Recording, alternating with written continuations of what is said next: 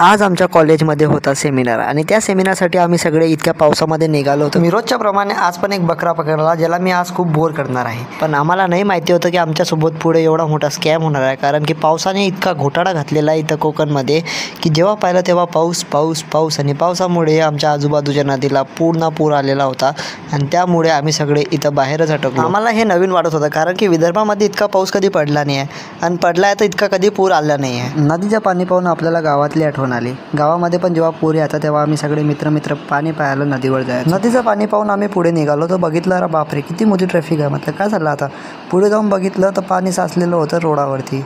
म्हटलं घ्या आता हे नवीन का टेन्शन आलं रे भाऊ। इतक्या पाण्यातून लोक समोर जातच होते, तितक्यात आम्हाला कोई मिल्केचा जादू दिसला। अरे म्हटलं कुठे चालला रे बा, तर म्हणे ऊन जमलू राहिलो भाऊ। त्याला म्हटलं पहा भेटलं तर आम्हाला पण सांग। पुढे आलो तर पोलीस काकांनी पुढे नाकाबंदी लावून ठेवली होती, म्हणे घरी जा म्हणे वापस, आज कॉलेज बंद आहे म्हणे। चला मग आम्ही चाललो सगळे घरी। आमच्यासोबत असे स्कॅम होतच राहतात आणि असे स्कॅम पाहण्यासाठी तुम्ही आम्हाला फॉलो करा आणि लाईक पण करा। तोपर्यंत बाय बाय।